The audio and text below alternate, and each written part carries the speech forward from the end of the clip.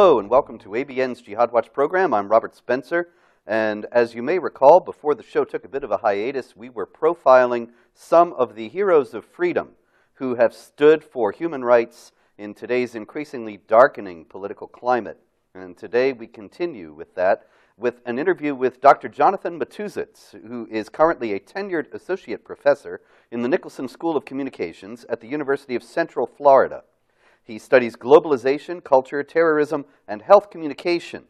And on top of having 95 academic publications and over 100 conference presentations, he taught at a NATO-affiliated military base in Belgium in 2010. His research has been cited by the United States Supreme Court, but above all, Dr. Matusitz has run afoul of the Hamas-linked Muslim Brotherhood front group, the Council on American-Islamic Relations, which is one of the foremost foes, as those who follow these things know, of the truth about jihad, that is, foremost foes of those who tell the truth about the jihad threat in its full nature and magnitude. Dr. Matusitz, thank you for being with us today. Thank you, Robert. Thank you for having me. And I wonder if, in the first place, you could tell us, just in broad outline, what first happened that made you run afoul of CARE? Well, I've been giving a lot of public presentations outside the classroom on terrorism and Islam, and some of these presentations have been uploaded on YouTube. And in June, 6 months ago, in June, CARE noticed some of the YouTube videos, and obviously they did not like what I had to say. So they sent a letter to my university asking them to review my classes because what I say is bigotry, it's inaccurate, but the university turned them down, so they're standing by me. That's wonderful. That's very unusual in today's academic climate. Can you tell us a little bit about what these supposedly bigoted views that you were spouting were? Were you really saying anything that was bigoted at all? What kinds of things were you telling the classes? Well, CARE accused me of being a bigot because I was overgeneralizing Muslims, which I was not. CARE said that basically I incite people to commit violence, which I never did. All I do is state facts and statistics. Like you said, I'm a hero of freedom. I like to tell the truth. I am not politically correct, so I think that people need to be aware of the Islamization of America, of Europe, and of the rest of the world. Excellent. Yes. How did your classes react when you said these things? These are not the kinds of things that are ordinarily said in university classes today. Well, I teach a terrorism class, so the class is not on Islam per se. But, I do talk about Islam. Sometimes I ask them if, imagine you're a student, so do you think that Islam can be reformed? So I like to ask their opinions. But I try to state facts and statistics. I try to avoid political correctness. I would say that, to answer your question, I would say that most students take it well. Because, for one thing, I wrote a book for the class. It's published by Sage, Terrorism and Communication, and the book is 1,800 footnotes. So I back up every claim that I make. So most students take it well. Now, occasionally, some students will say that Christians are bad too, that Buddhists are bad too. Now, they're generalizing. I'm not. Well, it's interesting you say, you ask them the question, can Islam be reformed? Because I'm sure that the Council on American-Islamic Relations, when they speak about Islam being the perfect religion delivered in perfect form through the Prophet Muhammad from Allah himself, they would say Islam can't be reformed either because it doesn't need reforming. It's perfect. So why would they find it offensive when you say Islam can't be reformed? And Islam cannot be reformed. I mean, people may change. We have a lot of cultural Muslims who don't even know the Quran, who don't know Islam. But Islam cannot be reformed.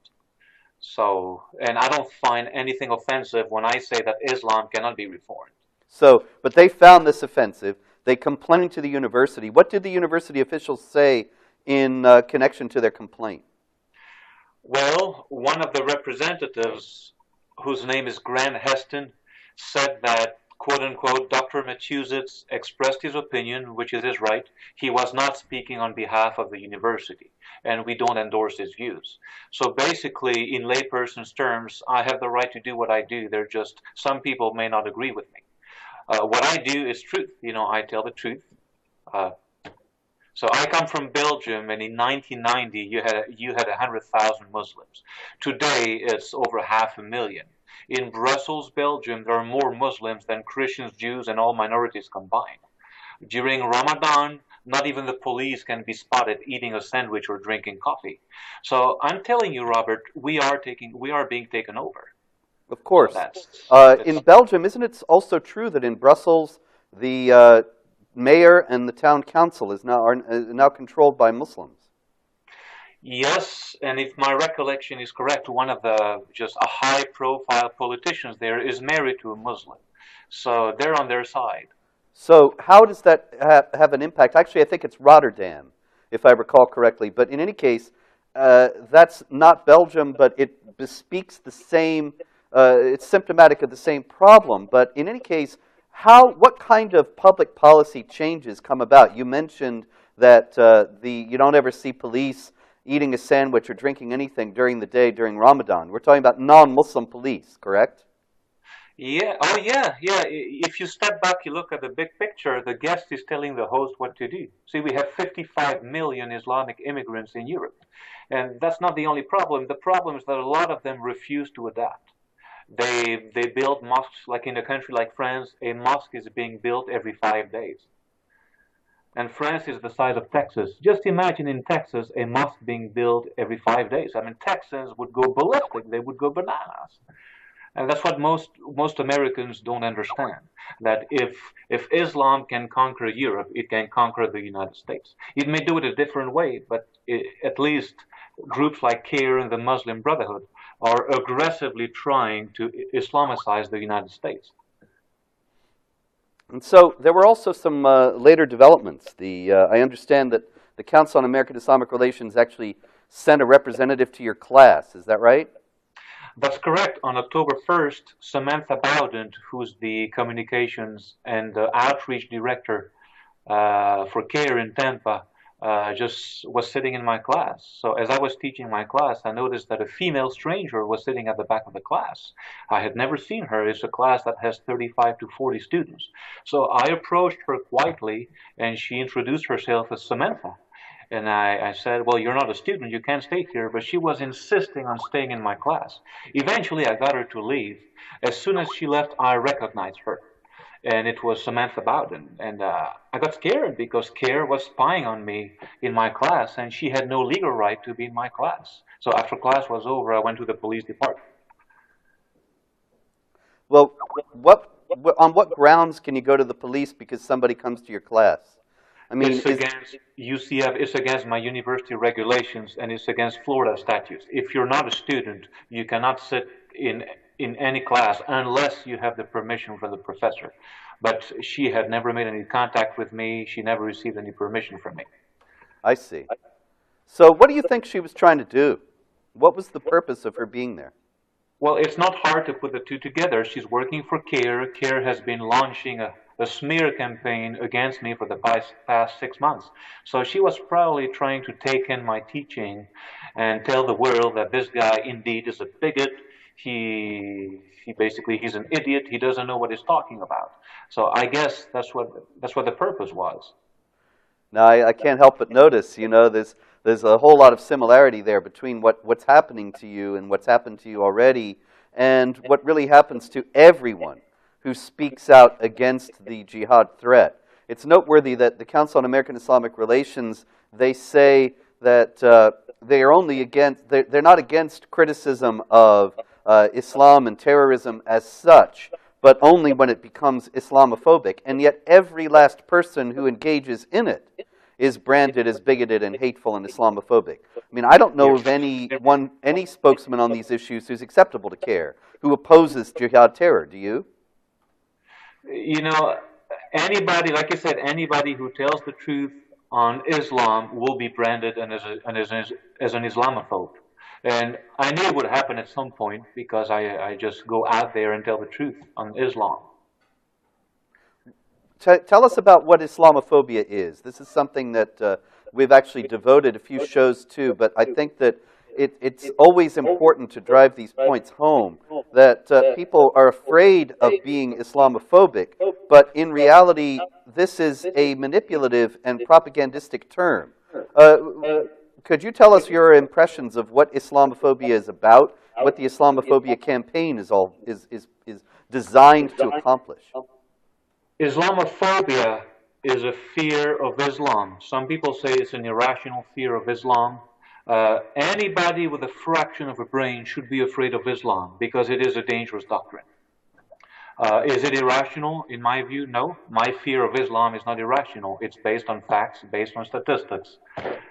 It's look at what they're doing in Europe. So am I an Islamophobe? No, because my fear is not irrational. My fear is very much irrational. I know Islam all too well. Well, this is where we come to the heart of things. Can you tell us a little bit about what you know that makes you consider this fear to be rational? This is something that too few Americans have any idea about, and so it bears a good bit of time to be spent on it. What is it exactly that you find a matter of concern? One of the duties of Islam is to conquer foreign land. It's basically a duty, right? And according to Sayyid Qutb, the neglected duty was basically the duty that most Muslims had not fulfilled, to wage jihad against the infidels, against the near enemy and the far enemy. Now we have radical Islam, that's a problem, but we have mainstream Islam, that's also a problem. See, radical Islam would be terrorism and suicide bombings and beheadings and flying planes into buildings. But mainstream Islam has the objective of establishing a caliphate, to establish a caliphate across the world and impose Sharia on all 200 countries in the world. Let me cite 3 verses to back up my point. Chapter 9, verse 33, chapter 48, verse 28, and chapter 61, verse 9 in the Quran. What do these 3 verses say? That Islam is to be superior. Yes, Islam is to be superior to all other ways of life, to all religions and all cultures. Is that radical Islam? No, it's mainstream Islam. So that's a problem. Coexistence with Islam is not possible because the Quran says so. Islam is to be superior to everything else. So that's what my fear is all about. My fear is not just about terrorists and jihadists and Al-Qaeda and Hezbollah. My fear is also about the main duty of Islam, to make us dhimmis. Well, you know, Dr. Matusitz, this is a very important question because many people would say, I mean, I can hear them now when I speak along similar lines and quote verses of the Quran and say, this is the program of the Islamic supremacists, this is the program of the jihad terrorists, this is what they're trying to do. Then all too many people, over and over, they say to me, well, wait a minute, you know, I work in my office with my friend Ahmed, and he's a very pious Muslim, and he's such a nice guy, and he's so gentle, he wouldn't hurt a fly. Are you saying he's a terrorist? What do you say to that kind of thing? Well, I will answer your question by saying this. Okay, I've been teaching at UCF for 7 years. I've had quite a few Muslims in the classroom. Every single Muslim who was my student does not know anything about Islam. They know the tip of the iceberg, but as you know, an iceberg is 90% submerged. They can see the forest, but they can't see the trees. So I would say that the vast majority of Muslims do not follow radical Islam. They don't even follow mainstream Islam. They're Muslims because their daddy was a Muslim. So we call them cultural Muslims. So if Ahmed is a nice colleague in your office, the question that you should ask Ahmed is the following. Does Ahmed believe in Sharia? Does he think Sharia should replace the Constitution? So when you ask questions to people like Ahmed, depending on what answer they're going to give you, then you have to start to worry. Should we worry every time we see a Muslim? Well, no. We have to know what kind of Islam they follow and what kind of Islam they understand. So this is a very interesting question. You say that you've had Muslim students who identify themselves as Muslims, who are presumably proud of the religion that they ostensibly follow, and yet they don't know anything about it. Why is this? How does this come about that these are cultural Muslims who don't seem to have any instruction in the contents of their faith? Maybe because their parents do not practice Islam as they should. That may be an answer. It's also a generational issue with Facebook and Twitter and just our technology-driven society.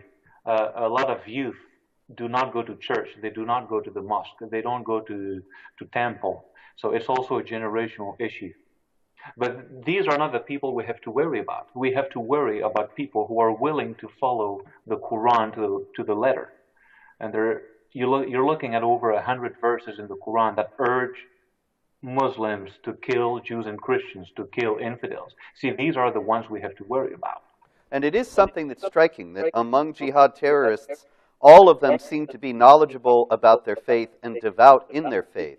And so many times we hear that to link Islam with terrorism is to misunderstand and misinterpret Islam, and yet over and over we see Muslim clerics and people who have devoted their lives to the study of Islam. They seem to be the ones who are involved in jihad terror, the people who are the more devout. And cultural Muslims who become more devout tend to run into the same direction, like Maher Hawash, who was an Intel executive making $360,000 a year and suddenly became more devout, grew his beard long, began to wear a kaftan, and ultimately served a prison term for trying to recruit Muslims to go to Afghanistan to fight alongside Al-Qaeda. So would you agree, would you say that there's some correlation between being knowledgeable and devout in Islam, knowing the contents of the Quran, knowing those 100 verses you mentioned, and being susceptible to joining jihad terror groups? Oh, there is a high correlation. Groups like Al-Qaeda, Hezbollah, and Lashkar al-Taiba, Al-Shahab, all these groups are composed of Muslims who are not cultural Muslims. They're devout Muslims. You're looking at Islamic clerics. You're looking at the Muslim Brotherhood. The supreme leaders of the Muslim Brotherhood are not cultural Muslims. They want to impose a caliphate. They want to impose Sharia on every corner of the planet. So, yeah, there is a high correlation. Now, the Council on American Islamic Relations, which has repeatedly attacked you and harassed you with sending this woman to hound you in the classroom and so on, they would say that they've repeatedly condemned terrorism, and that therefore that your criticism and my criticism and that of other people is out of focus, because we're saying that they have some connection to something that they've repeatedly condemned. How do you respond to that? Well, my response is very simple, straightforward. Yes, CARE has criticized bin Laden and al-Zawahiri and other jihadist leaders. But as I said about 15 minutes ago, the problem is not just terrorism. The problem is Sharia, right? When was the last time CARE said, I am against Sharia? Have you seen any Muslim on Fox or CNN say, I am against Sharia? I've never heard a Muslim say that. See, that's the problem. See, the problem is not just terrorism and suicide bombing. The problem is Sharia, right? Sharia comes directly from Allah. Sharia is divine inspired, right? It is inspired by Allah. It is driven by a type of theocracy that would be antithetical to the Constitution. So in what ways? Can we spell that out for people who might not know? What are some of the ways in which Sharia is antithetical to the Constitution? Well, for one thing, Sharia comes from the word of Allah. It's not a bunch of man-made laws. So Sharia tells you how to walk, how to talk. Women have fewer rights.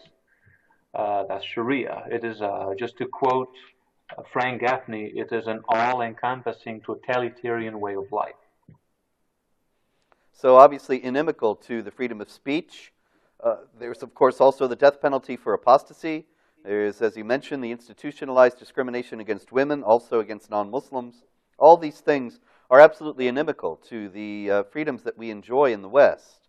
And yet, at the same time, when there have been anti-Sharia measures in various states, we find that the people who have sponsored them have not been able to overcome the argument that Sharia just involves individual religious observance for the Muslims, and all they want is marriage tribunals and things of that sort, and not anything that conflicts with the civil law. And so these laws have been struck down in Oklahoma and elsewhere for being contrary to the First Amendment's guarantee that there will be no infringement upon the free exercise of religion.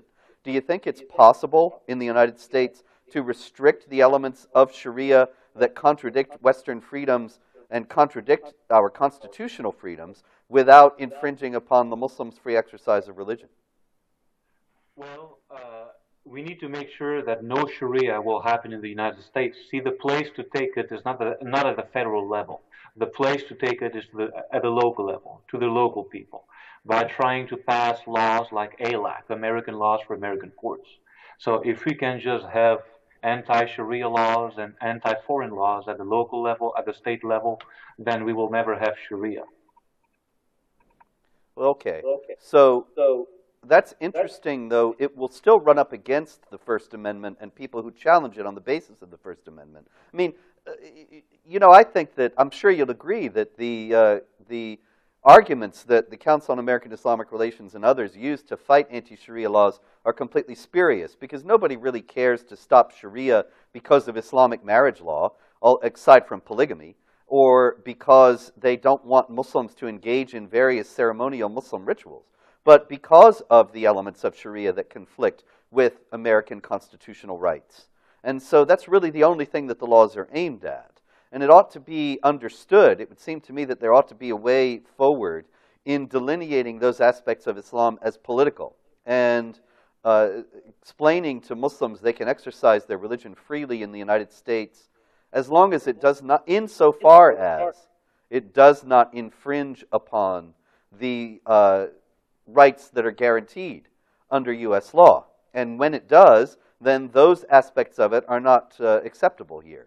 I mean, this is something that was done with the Mormon Church, the Church of Latter-day Saints, in regard to polygamy. And so it's not as if there's no precedent in Western law for seeing some restrictions to the free exercise of religion.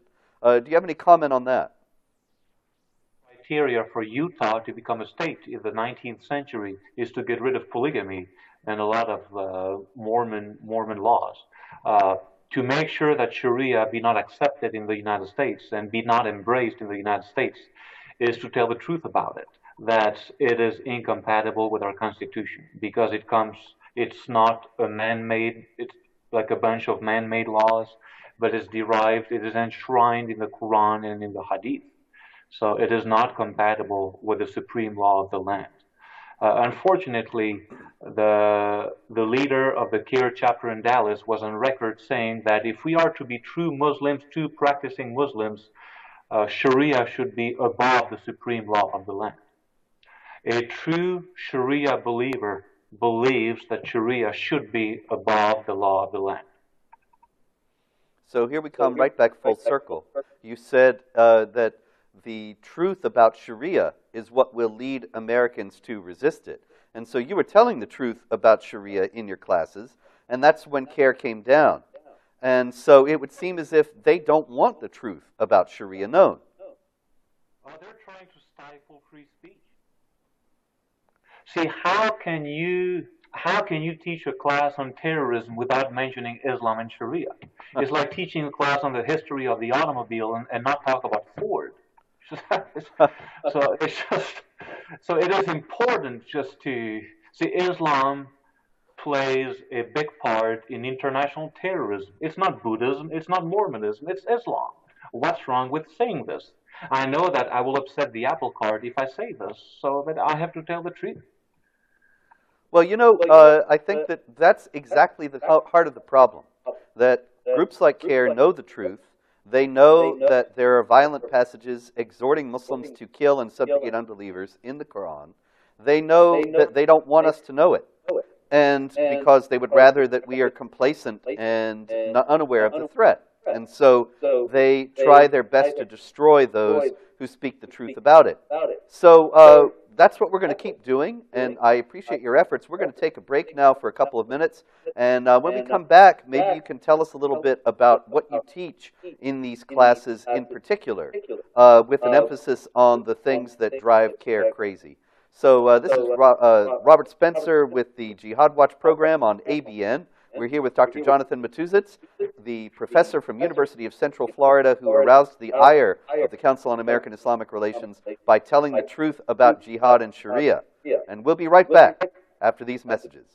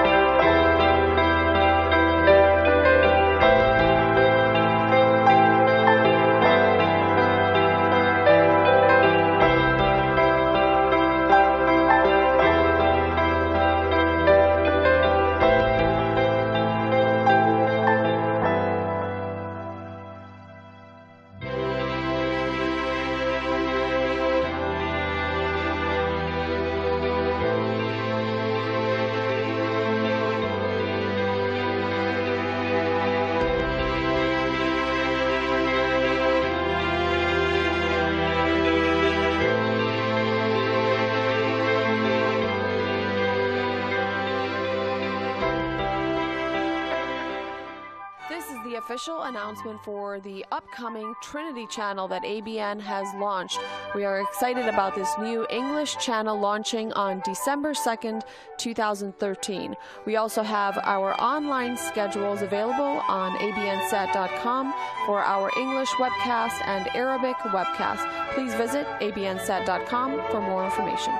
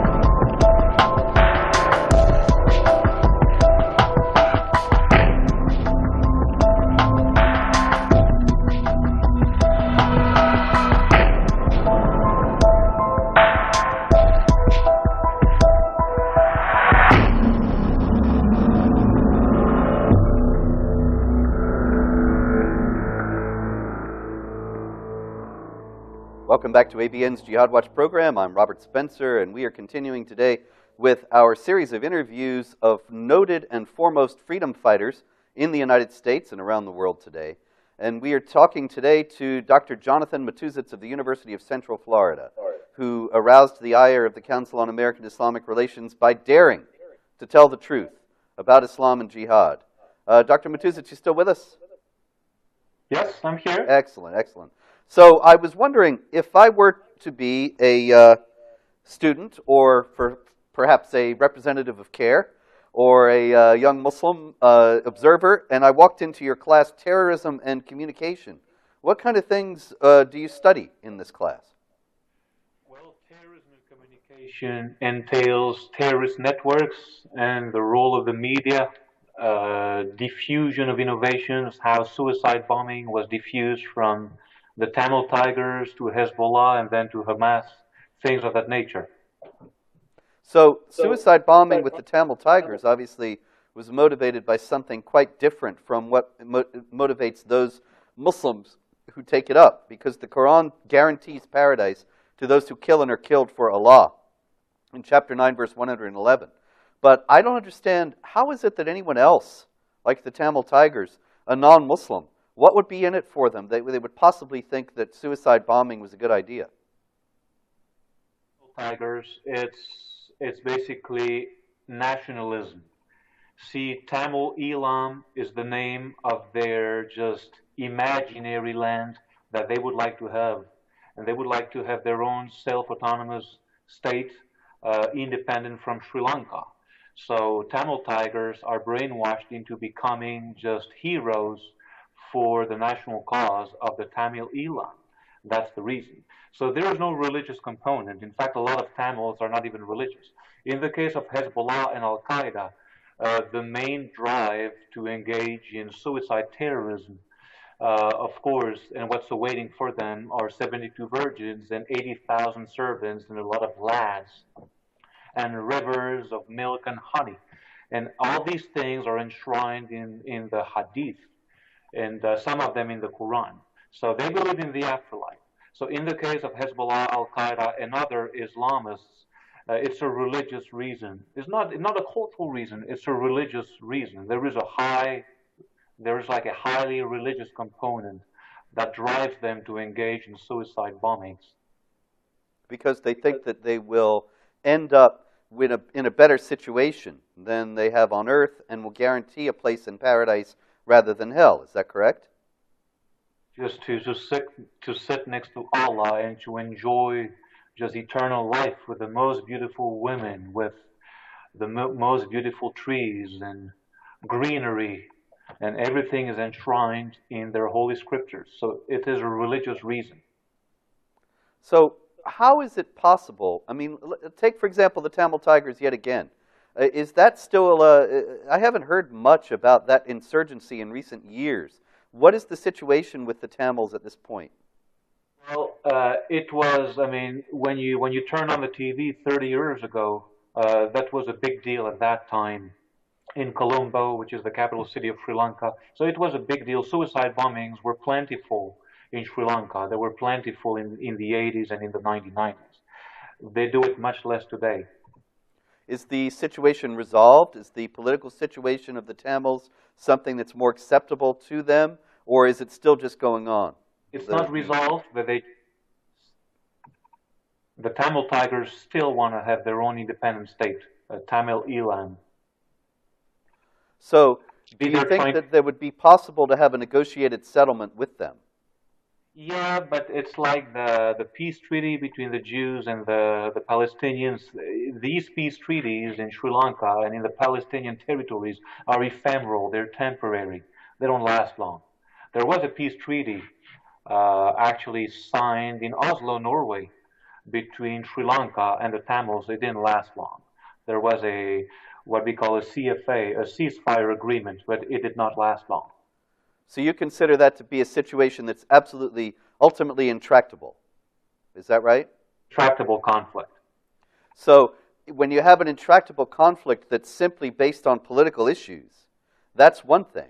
But then when you add in this religious component that is involved in jihad terrorism, it becomes 100 times more intractable, no?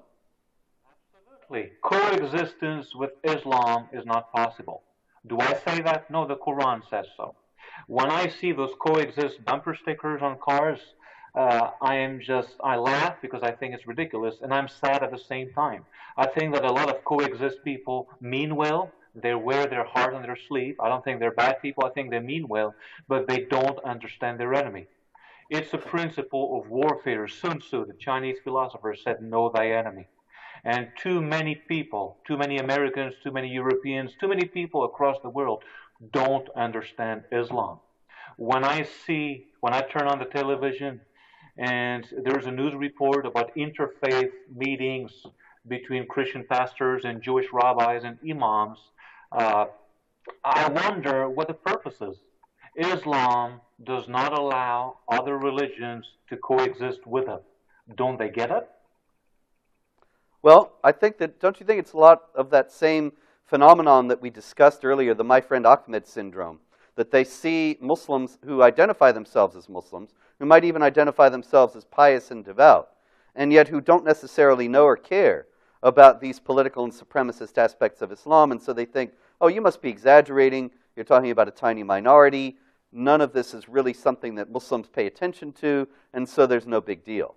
That seems to me to be the insurmountable problem that Americans have in coming to understand the nature and magnitude of this threat, that they cannot distinguish between an ideology that is taught as a matter of religious orthodoxy and individuals who may or may not care about what is taught, but have a cultural attachment to the thing in a larger sense. Well, it's a conflation of problems. I think there are a lot of nice, good, peaceful Muslims. I know that. I have them in the classroom. They're great people. They talk. They tell jokes. The problem is not the average Muslim. The problem is the ideology. I tell my students that Islam as a doctrine cannot be reformed. People can change. People can be reformed, but the doctrine itself cannot be reformed. Now, you said that people think that it's only a tiny minority of Muslims that we have to worry about. No. I'll tell you why. On April 30th, the Pew Research Center conducted a poll, like a major survey with 38,000 Muslims. Yes, almost 40,000 Muslims across the world. And many questions were asked of Muslim respondents. And one of the questions was this: what do you think of suicide bombings? Do you think that suicide bombings should be perpetrated against unarmed civilians? 28% of the respondents said yes, I fully agree with it, or I don't mind it. If you scale that up, okay, considering that there are 1.6 billion Muslims across the world, if you scale it up, 28% of 1.6 billion people, that's 450 million people who are supporting suicide bombings against unarmed civilians. That's not a tiny percentage. It's a huge percentage. Yes. If you read the Daily Mail in Britain, if you read all kinds of British newspapers, most of these surveys were conducted between 2005 and 2011. So it's fairly recent. In the grand scheme of things, it's fairly recent. One third of British Muslims believe in Sharia, that it should be imposed in Great Britain. A lot of them believe in terrorism. A lot of them believe in suicide bombings. It's not a tiny percentage. It's one third, if not 40%. What do you say to people who, when you talk about Islamic doctrine and about the Quran teaching these things, and then they say, oh, sure, but the Old Testament is full of exhortations to violence and warfare, and it's all the same. You're just cherry-picking material out to make them look bad.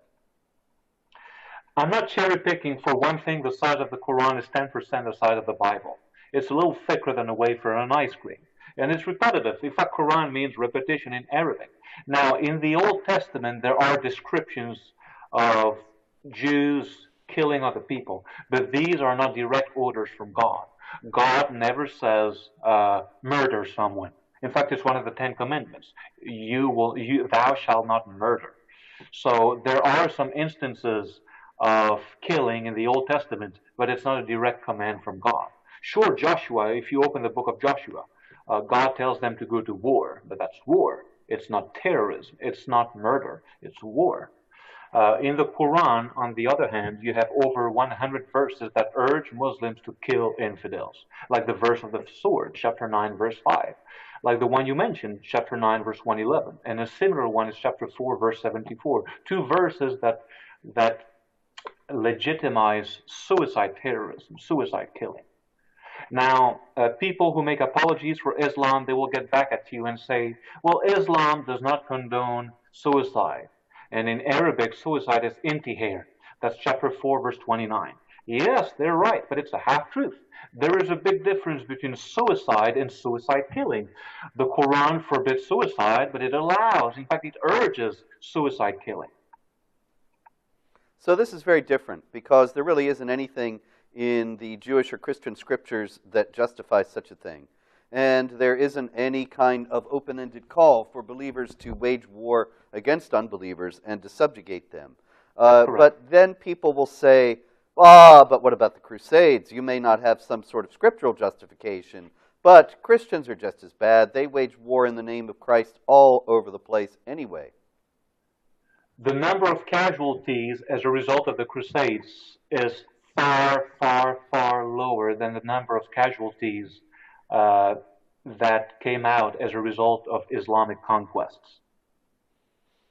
And also, it has to be emphasized that there was no doctrinal justification for the Crusades, and in any case, they were originally envisioned as a defensive action.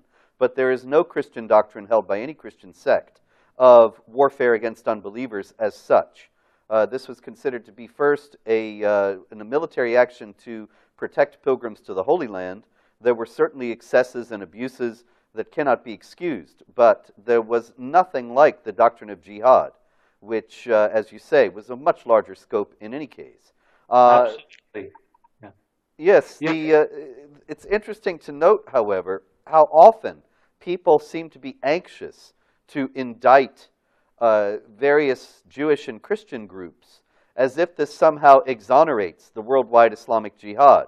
I can't tell you how many times people have mentioned to me the Westboro Baptist Church in connection with jihad. That church has 30 members, and they don't kill anybody. Well, they say, that gays, we hate gays, and I think that's wrong. I don't agree with that. But, the Westboro Baptist Church is not a threat to the world. Just Sharia is a threat to the world. Pat Robertson is not a threat to the world, not even a threat to America. Sharia and jihad are threats to the world and America. Why don't people get it? See, it's a big question mark. It's a $64 million question.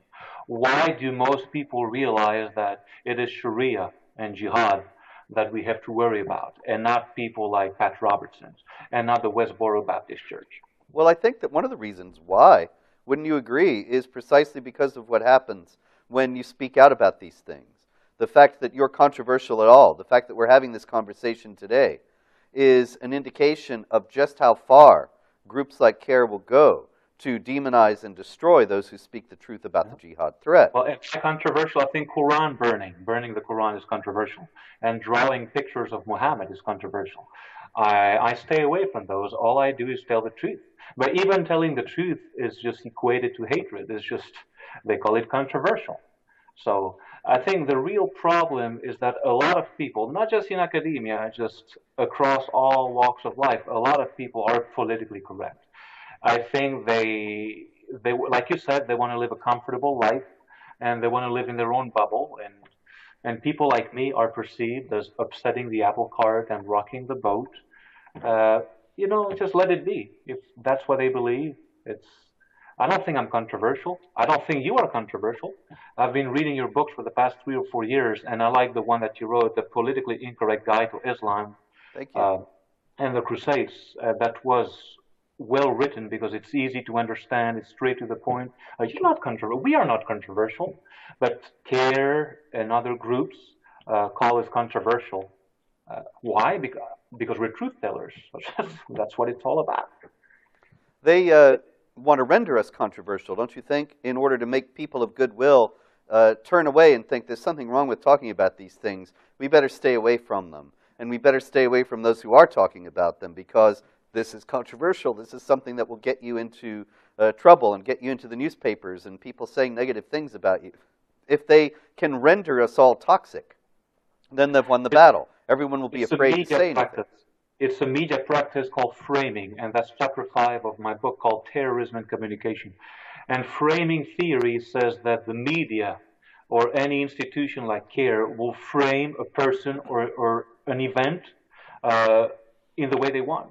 So basically, CARE has framed me as a controversial anti-Islam bigot. Right.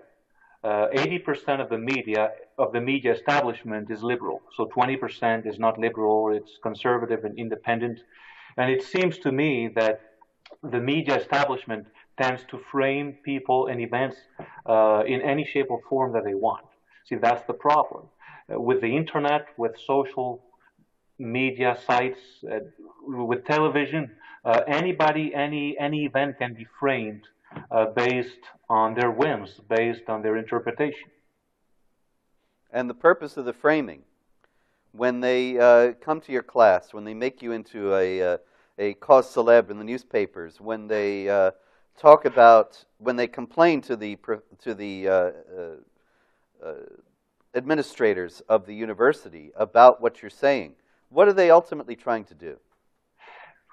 They're trying to intimidate me. They're trying to intimidate my institution and make sure that I'm not going to talk. Make sure that I'm not going to teach those terrorism classes. It's, you just look back at the big picture. It's all about intimidation. Now I have thick skin. Because I got to learn about myself more after what happened to me, what has been happening to me since June, and my skin is actually thicker than I thought it was. So I understand that. After all these years of doing this, it has to be, or we wouldn't be able to keep going. In the terrorism and communication class, do you discuss anything about exactly this kind of phenomenon? You mentioned that you have framing in your book. And so I wonder if what happened to you is actually an illustration of some of the things that you teach. Well, yes. What's happening to me is an example of framing. Oh, definitely. There's no question about that. So I've been called all kinds of epithets. I've been called a bigot, just a hater, a hate monger, that I incite people to commit violence. All these things are wrong. Of course. I would like CARE to show me the evidence. And by the way, CARE has never sat in my class. That woman, Samantha Bowden, tried to take in my teaching, but after 7 or 8 minutes, I asked her to leave. So every video that you see online are videos about stuff that's outside the classroom, so public presentations. But CARE is trying to tell people that, that I'm a hate monger, that I'm all these things in the classroom, and they're wrong. Have you used your experience with CARE in the class as an illustration of what you're talking about with framing? Yes, in fact, one of my students brought it up. He said, "I read an article about you," and I just told them everything. And I think they were taking my side because they know my teaching. They know I'm not a hate monger. They know that I'm not a bigot. So they know that I just talk about facts and statistics. And I'll be teaching a brand new terrorism class next semester, starting in January. And a lot of these students will take the class too. So I have a following. But yes, to answer your question, the concept of framing was discussed in great length in the classroom. I used a lot of real world examples, like in the Palestinian textbooks. Jews are framed as the little Satan, as people that they need to fight when they grow up. Or they don't have to grow up to fight the Jews. I mean, a lot of the young Palestinians are actually taught that they should become shaheeds, so just martyrs, and other kinds of just killing machines to get back at the Jews. So they're being indoctrinated. It's all about framing, and you blame that on the Palestinian Authority. Well, you mentioned before that you had Muslim students who were not knowledgeable about their faith. Mm-hmm. And so we are getting into the last part of the program here, and I wanted to return to that because that raises the fascinating question. You say that when you had students, they were who were aware of what had happened and who read articles about you and you discussed it in connection with framing. And they were sympathetic, and they knew that you were not a hate monger and not somebody who was spreading bigotry and so on in their class. How do the Muslim students react when you start to talk about these aspects of Islam that apparently some of them were not aware of? Well, after 7 years of teaching, I have never received a single negative reaction. So they don't seem to be bothered by what I say. One of them just wrote a paper. He was saying that, Islam is for the most part a religion of peace. A lot of Muslims are good people. So some of them try just to portray it as a nice religion, but it doesn't go beyond that. So do they ever come up to you and they say, well, you're really ignorant about Islam and these things have nothing to do with Islam? I mean, Kara calls me ignorant, but not my own students, no. Yeah. I mean, this is something that's very common, that Muslim spokesmen, as you know, they claim that the people who speak about jihad terrorism are not only hateful but ignorant and are linking Islam with terrorism in some illegitimate way, even if what we're doing is... The last report from CARE, they had a whole list of people, about 20 people, and they called people like Daniel Pipes and Mark Gabriel ignorant people, even though they have a PhD in that very matter. Daniel Pipes has a PhD from Harvard. So how can you call Daniel Pipes ignorant? See, it's all about intimidation and name-calling. That's what CARE does. Yes. And unfortunately, they do it because it works. And they're able to intimidate people and to fool people into thinking that there's something wrong with doing this, that there's something racist or bigoted about resisting jihad terror, and they've been able to put that across, even in many government agencies. What do you think does it work? I would like to do an audience analysis. I would like to see the effects on the audience, CARE's tactics and their effects on the audience. Does it work on everybody? Every time CARE calls me a bigot, or calls you a bigot, or calls Daniel Pipes ignorant, what is the reaction from the audience? I don't think there has been any single audience analysis on that. I'd like to know that. That's a very interesting question. How do you conduct an audience analysis of that kind? Well, there are some just some people get trained in statistical analysis and actuary studies, and basically they conduct scientific polls. See, giving out a survey at Walmart is not how you conduct a scientific poll. So there are people who are specifically trained to conduct scientific polls, and these are very accurate. But I would like an audience analysis to be conducted, because I'm not sure that CARE's attacks on me or you or just a gazillion people are that effective. I think they're somewhat effective with low information voters, but I'd like to look at the effects across all walks of life.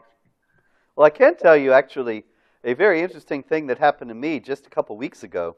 I was speaking in a place and a woman came up to me and said that she had read attacks on me on Muslim websites and was so intrigued by what I was saying that she had to come and hear me for herself. And so I think that's the kind, and she was very positive, very glad to hear somebody speaking the truth about jihad and Islamic supremacism. And I think that's kind of an unintended byproduct of their attacks, that people do see through them, and then consider that since these people who are making the attacks are so manifestly dishonest, that the people they're attacking, there must be something to them. And it would be interesting to know how widespread that phenomenon is. That was one of the first times that had happened to me, somebody coming who had heard about me entirely from attacks, but I think that it probably has happened more than just then. Yes. So ultimately, in your classes, what kinds of things do you recommend that the students do? Or is it just simply on the informational level, you're giving them information about the jihad terror threat?